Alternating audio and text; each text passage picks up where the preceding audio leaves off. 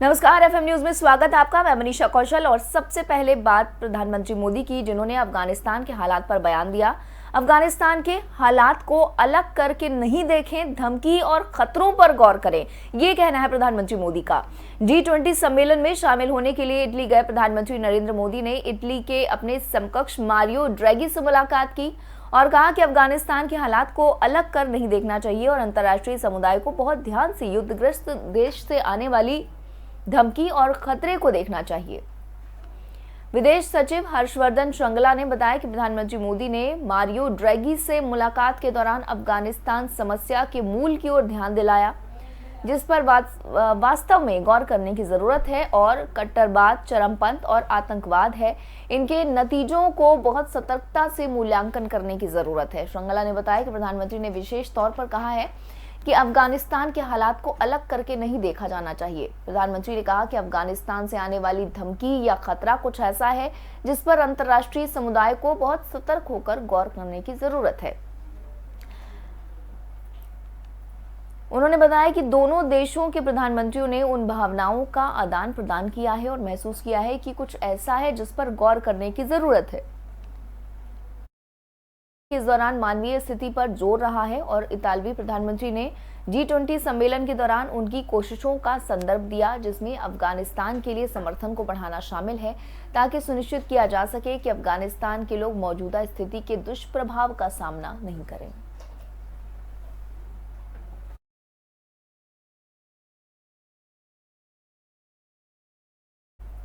और वहीं शाहरुख खान के बेटे आर्यन खान 28 दिनों के बाद आर्थर रोड जेल से रिहा हो गए हैं। लंबे इंतजार के बाद आर्यन खान अपने घर पहुंच गए हैं। क्रूज ड्रग्स केस में फंसे आर्यन खान को आर्थर रोड से रिहाई मिलने के बाद शाहरुख के बॉडीगार्ड उन्हें लेने पहुंचे। मन्नत के बाहर उनकी राह फैंस देख रहे थे, जिन्होंने ढोल बजाकर आर्यन का स्वागत किया। आर्यन खान आखिरकार अपने घर मन्नत पहुंच गए हैं और मुंबई के स्पेशल एनडीपीएस ने अच्युत कुमार नाम के शख्स को जमानत दे दी है। अच्युत का नाम आर्यन खान और अरबाज मर्चेंट ने बताया था।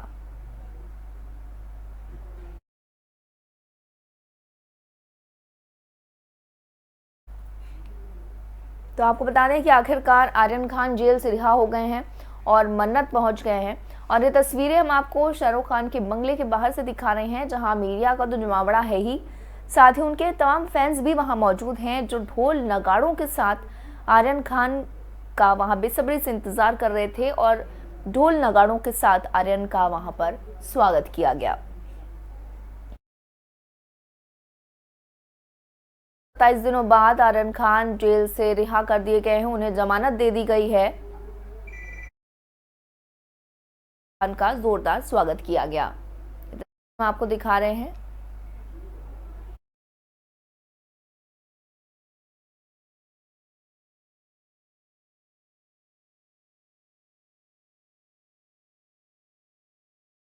दीप्ति सिंह एडवोकेट जुड़ रही हैं सुप्रीम कोर्ट से। दीप्ति सिंह, स्वागत है आपका एफएम न्यूज में।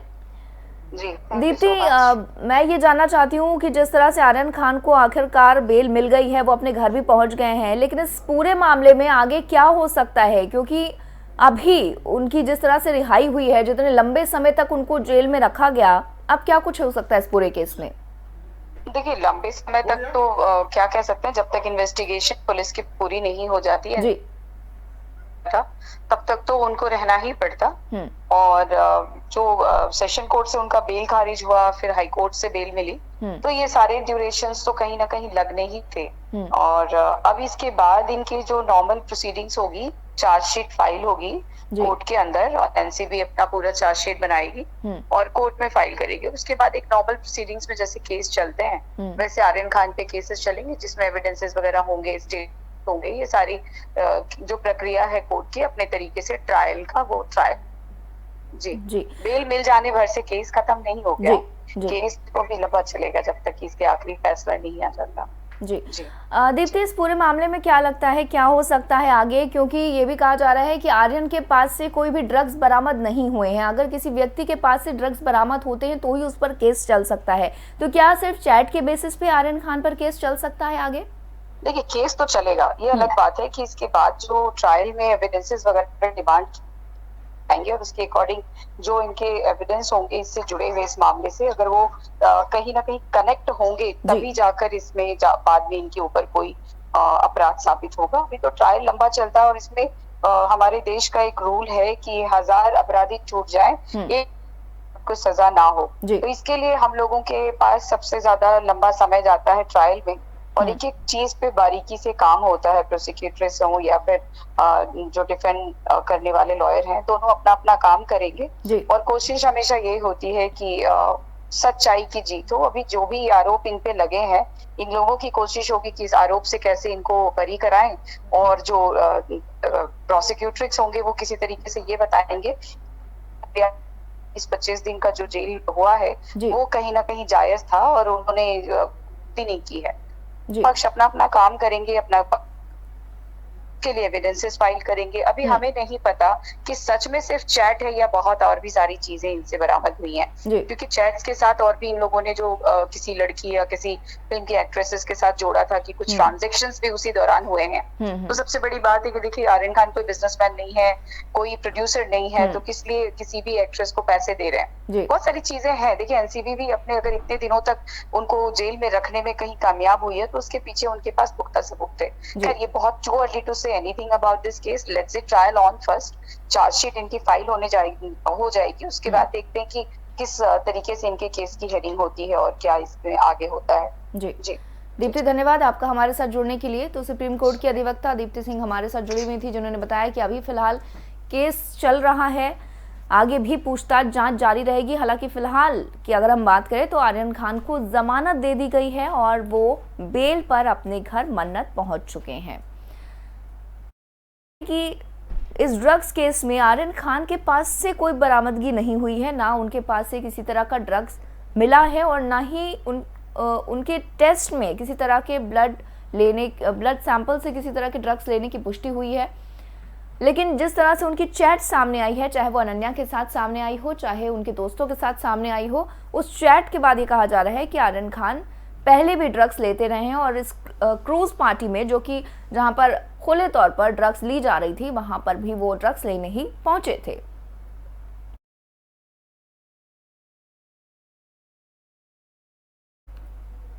और वहीं पीओके में आतंकी संगठनों की हलचल तेज हो गई है। बर्फबारी से पहले आतंकी घुसपैठ के होने की आशंका भी जताई जा रही है। राजौरी और पुंछ में आतंकी घुसपैठ की आशंका जताई जा रही है। पुंछ सीमावर्ती जिलों में बर्फबारी से पहले घुसपैठ की कोशिशें बढ़ सकती हैं। खुफिया एजेंसियों ने सुरक्षा बलों के लिए अलर्ट जारी किया है। पाकिस्तान के कब्जे वाले जम्मू कश्मीर में साजिश के संदेश इंटरसेप्ट किए गए हैं। सैन्य सूत्रों के मुताबिक एलओसी के पार की हलचल को लेकर सटीक इनपुट मिले हैं, जिसके बाद सुरक्षा बलों को अलर्ट कर दिया गया है। पाकिस्तान की आईएसआई ने एक तरफ कश्मीर घाटी टारगेट किलिंग की साजिश रची है, तो दूसरी तरफ राजौरी पुंछ में एलओसी से आतंकियों को इस तरफ ढकेलने की फिराक में है। बर्फबारी होने के बाद घुसपैठ के रूट लगभग बंद हो जाते हैं। सुरक्षा एजेंसियों की ओर से जारी अलर्ट में कहा गया है कि पीओके में लश्कर-ए-तैयबा, जैश-ए-मोहम्मद, अल-बद्र के बीच कई बैठकें हो रही हैं। वो ज्यादा से ज्यादा आतंकियों को राजौरी पुंछ में बर्फबारी शुरू होने से पहले ढकेलने की साजिश रच रहे हैं। एजेंसियों द्वारा इंटरसेप्ट किए गए संदेशों के मुताबिक ये भी पता चला है कि पाकिस्तान की इंटर सर्विस इंटेलिजेंस इन संगठनों को तमाम तरह का सामान पहुंचा रही है। संदेशों में पता चला है कि कश्मीर घाटी में टारगेट किलिंग के बाद से सुरक्षा बलों की सख्ती के बीच आतंकियों के लिए घुसपैठ करना और एक जगह से दूसरी जगह पर पहुंचना मुश्किल हो गया है।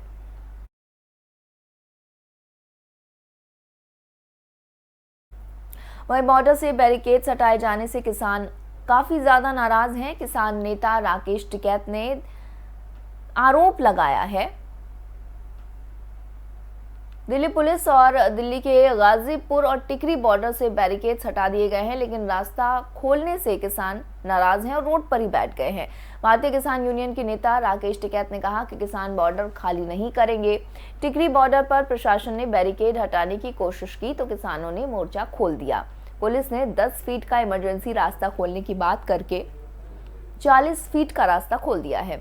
एक तरफ किसानों का कहना है कि उन्होंने कभी रास्ते रोके ही नहीं थे, लेकिन जब पुलिस अपने बैरिकेड्स हटा रही है तो वो नाराजगी जाहिर कर रहे हैं। हालांकि पुलिस के इस कदम के बाद दिल्ली एनसीआर के लोगों को काफी राहत मिली है। पिछले 11 महीनों से राजधानी दिल्ली से सटे तमाम बॉर्डर्स पर लोग जो परेशानी झेल रहे थे, उसे लेकर देश की बड़ी अदालत ने भी नाराजगी जताई थी।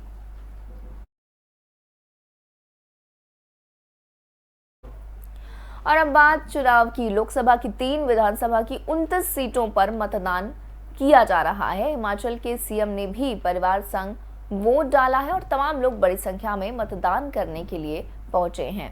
दादर व नगर हवेली सहित लोकसभा की 3 और 13 राज्यों की 29 विधानसभा पर उपचुनाव के लिए शनिवार सुबह मतदान शुरू हो गया। वोट डालने के लिए बड़ी संख्या में लोग मतदान केंद्र पहुंचे। ईवीएम में उम्मीदवारों का भविष्य लॉक करेंगे। मतदान प्रक्रिया के दौरान पर्याप्त सुरक्षा इंतजाम के बाद ही कोविड बचाव के भी उपाय सुनिश्चित किए गए हैं। कर्नाटक की हनागल विधानसभा सीट पर हो रहे उपचुनाव में भी लोगों ने मतदान किया। हनागल और सिंदगी विधानसभा सीट पर उपचुनाव में मतदान हो रहा है। सिरांज लोकसभा जो कि हिमाचल प्रदेश में है, उसमें करीब 10% मतदान सुबह 2 घंटे में ही हो गया था।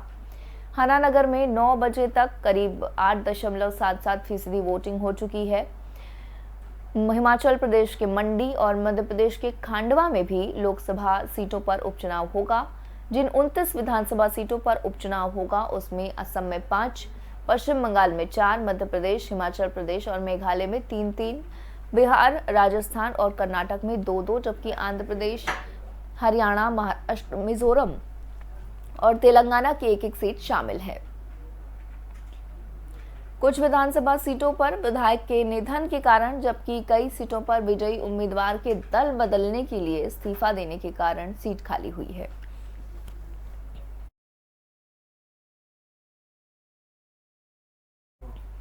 और अब बात रूस की, जिसने दुनिया के सबसे शक्तिशाली परमाणु परीक्षण को अंजाम दिया है। रूस ने करीब 59 साल बाद दुनिया के सबसे ताकतवर परमाणु बम विस्फोट का वीडियो जारी किया है। आपको बता दें कि दुनिया के सबसे विध्वंसक हथियारों में जब भी चर्चा होती है तो उसमें परमाणु बमों का नाम सबसे ऊपर होता है। इस हथियार की ताकत दुनिया ने जापान के हिरोशिमा और नागासाकी शहरों पर हुए परमाणु हमलों के साथ देखी है। एक अनुमान के मुताबिक रूस ने जो परमाणु परीक्षण किया है वो हिरोशिमा पर गिराए गए परमाणु बम से 3800 गुना ज्यादा ताकतवर है।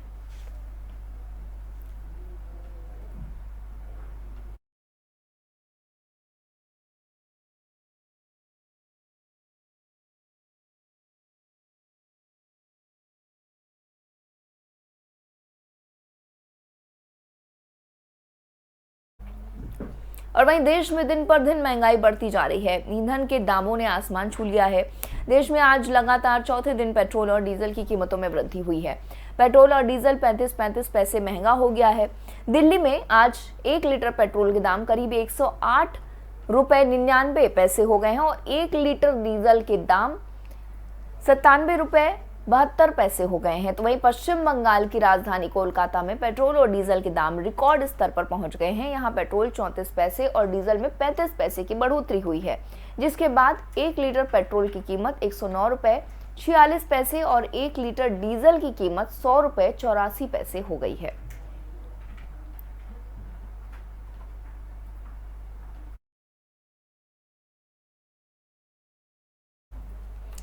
और वहीं दिल्ली और आसपास के इलाकों में वायु प्रदूषण लगातार बढ़ रहा है। राज्य में पराली जलाने की घटनाएं बढ़ने के कारण दिल्ली और एनसीआर में वायु गुणवत्ता खराब श्रेणी में पहुंच गई है। शनिवार को सुबह दिल्ली के कुछ इलाकों में AQI बेहद खराब श्रेणी में पहुंच गया है। वहीं ITI जहांगीर में AQI 290 दर्ज किया गया है। दिल्ली के 27 निगरानी केंद्रों पर भी वायु गुणवत्ता खराब श्रेणी में दर्ज की गई है। इसके अलावा यूपी के गाजियाबाद के लोनी में AQI 320 है, तो नोएडा के सेक्टर 116 में 245 और ग्रेटर नोएडा में भी AQI 250 के करीब दर्ज किया गया है। हवा की दिशा में बदलाव होने के साथ ही राजधानी की वायु गुणवत्ता तेजी से खराब हो रही है। दिल्ली में गुरुवार और शुक्रवार के बाद शनिवार को भी ज्यादातर इलाके ऐसे हैं जहां का वायु गुणवत्ता सूचकांक 200 अंक के ऊपर यानी खराब श्रेणी में पहुंच गया है।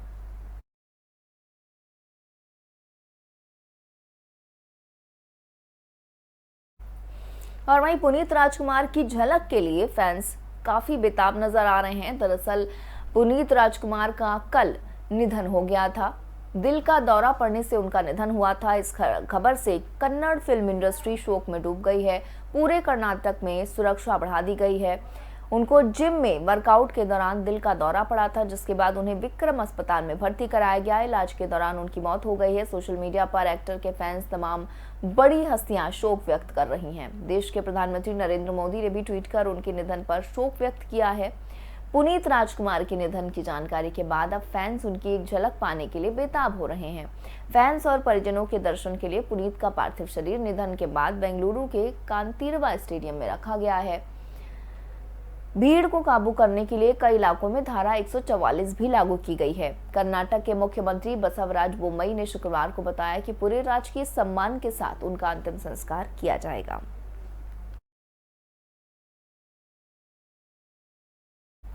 इस बुलेटिन में फिलहाल इतना ही। आप बने रहिए FM न्यूज के साथ।